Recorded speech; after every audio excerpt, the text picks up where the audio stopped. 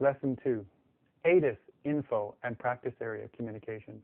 Our first taste of phonetic alphabet was Atis repeating radio information for the airport. It told us on initial contact you have information foxtrot. It is simply recycling the letters of the alphabet every time there's an update to the airport conditions. Active runways could change, winds could change, visibility could change. So when we contact ground or the tower, we tell them we have information foxtrot, or the current information letter. They understand now that we have tuned into Atis, and they don't have to tell us all that information. We will do the same thing when we come back from the practice area. Tune into the Atis before we call the tower inbound. In a previous lesson, we tuned in to get the basic information such as the active runway, the altimeter setting, and the information letter. We got 3 things out of that, right? So let's listen again to the Atis information radio and learn more about what they said.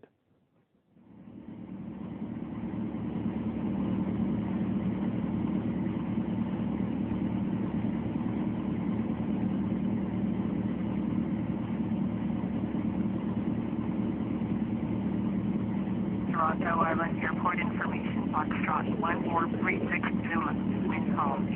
Visibility greater than 20 miles. Sky conditions, clouds at 5,500. Temperature 152.5. Altimeter 2992. ILS, runway 8 in use. Landing and departing runway 8. CFR aircraft give a direction of flight. All aircraft read back hold short instructions. Advise controller on initial contact you have Foxtrot. Toronto Island Airport information, Foxtrot 1436 Zulu, wind calm. Visibility greater than 20 miles. Sky conditions, clouds at 5,000. So the airport is Toronto Island Airport. This is information Foxtrot. The time is 1436 Zulu. We'll talk about that later, about how to figure that out. The wind conditions are calm. Visibility greater than 20 miles. I'm going to talk about each of these things. The sky condition, few clouds at 5,500. And I'm reciting this in case you didn't hear it over the flight simulator radio. All right. Temperature is 15. You notice they don't say 15 because it sounds like 50. So they say 15. Dew point temperature is 5. The altimeter, which is our barometric pressure setting, is 29.92. The ILS runway is 8. I'll talk about that in a second. And the landing and departing runway is 8. The last thing they tell us is VFR aircraft say direction of flight.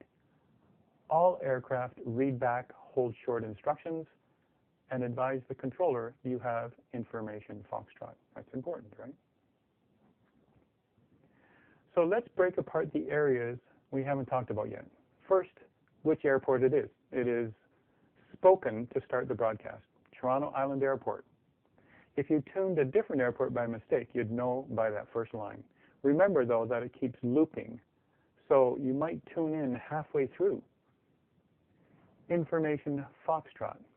This could be any letter of the alphabet, and then they start over again. You will need to recite this on initial contact with ground or tower. The time of this observance in Zulu time. The wind, the visibility, and the sky conditions. Very important things that we need. These 3 paint the picture. We need the winds to hear the strength and the direction. They will say the direction of the wind, where it's coming from, so you can match the runway heading. The strength makes a difference if it's from a direction across the runway, called the crosswind. Every airplane has a maximum crosswind they can handle on landing and takeoff. Otherwise, you can't proceed. Visibility. For VFR flight, we need 3 miles or more. Visual is everything. And we need to see as far ahead as possible for collision avoidance and for navigation. It also makes a difference when you start getting higher and higher. Can you see the ground? Sky conditions. Where are the clouds and how thick are they? This also relates to the temperature and the dew point temperature. If you have the dew point temperature the same as the temperature, you have fog or a cloud. When they say few and the altitude, there is a chart to help us with that. Few, broken, overcast. Right? That just gives you an idea of some of the words that they'll use. Now, we could hear them say few at 5,500 and overcast at 8,500. That's hard to see or estimate from the ground. So you can plan your cross-country flight, and you can determine if you can legally go or not. The lower you have to fly, the harder and riskier the flight and navigation. We need to stay 500 feet below the clouds, and we need to stay at least 1,000 feet above the land. I once flew a cross-country flight to get home with 2,400 overcast. It wasn't fun at all. I even missed a checkpoint, an actual airport, that I was supposed to see along the way. I was too low and too risky. I called them on the radio, but I couldn't find them. I was too low and too risky. This is an important piece of information during Atis. This will help determine what cruising altitude you'll pick when traveling. The altimeter is our setting in the little window in the altimeter. We know about this now. When set, it should read the airport elevation. As a quick trick, you could simply set the airport elevation and then read the altimeter setting, just to check. The ILS Instrument Landing System is for IFR flight, instrument flight rules. This is what commercial aircraft would use. This is landing by use of instruments to guide us through the fog and close to the runway threshold.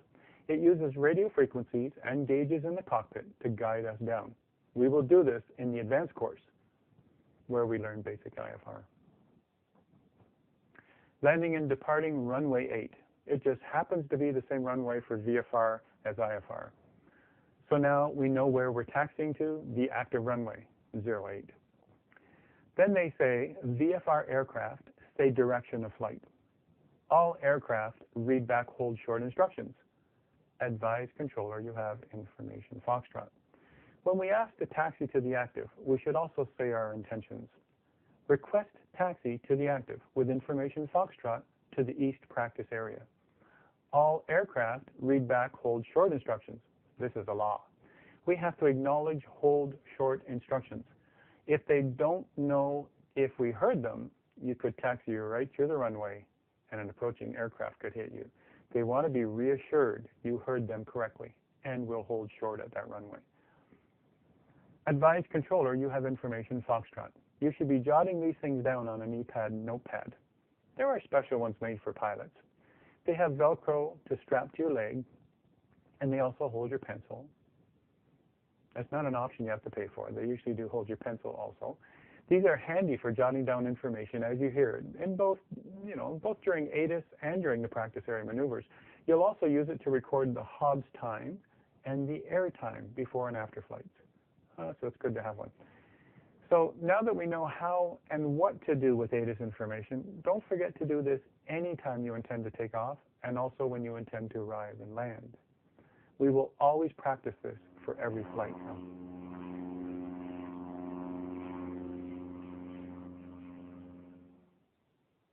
The practice area communication.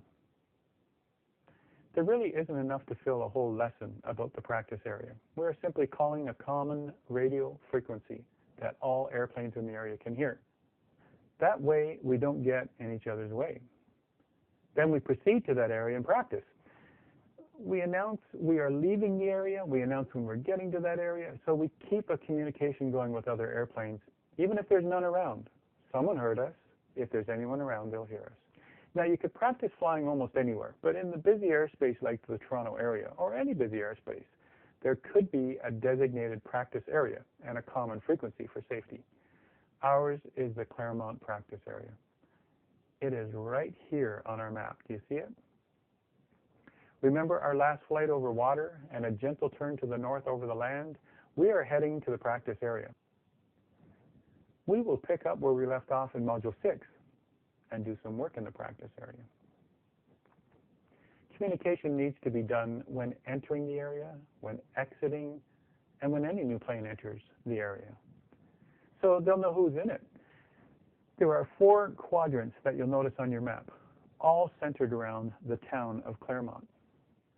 So we call it the Claremont practice area. The idea is to simply communicate to other potential and other practicing planes in the area. We first tune the frequency 122.90 after leaving the Toronto Island Tower frequency. We want to listen to the channel before we get there to get an idea who's there. So we tune in the practice area while we're still to the south, and we listen until we arrive. It will help us determine which quadrant to practice in once we hear from the other planes.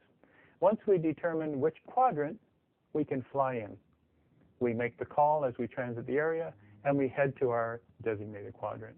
Let's say we determine the northeast quadrant is our destination. Here's how it sounds. Claremont traffic.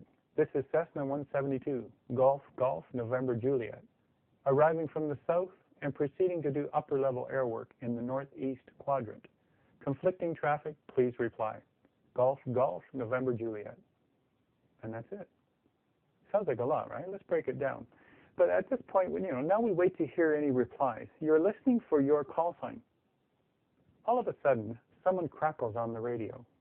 Golf, Golf, November, Mike. This is Skyhawk, Fox, X-Ray, Lima in the northwest quadrant for upper-level air work. Fox, X-Ray, Lima. This isn't a conflicting thing, but it's nice for them to say hi and let us know where they are. We also hear Golf, Golf, November, Mike. This is a Cessna 152, Fox, Lima, Foxtrot in the southeast quadrant for air work. Over. Now they should repeat their call sign to signify they're done transmitting and to remind us who they are. We should be writing down these planes to help reply when we're leaving. Saying over is an old radio method to say, I'm finished transmitting if you need to talk now. But it doesn't remind us who just called us. I have missed the call sign because of this. So you could say, this is Golf November Juliet, please say again. And maybe they will retransmit. But once you ask to please say again, acknowledge you heard them after they transmit. So they transmit again, and you say Golf November Mike, acknowledged, Golf November Juliet. So you can even reply to these planes if you wish when they give us their position, but it's not necessary. We're just hearing where they are. We're good. We don't have to reply and say gotcha. All right? Remember to keep the radio chatter to a minimum unless mandatory or it helps clarify something. You should also repeat your intentions anytime you hear a new plane arrive.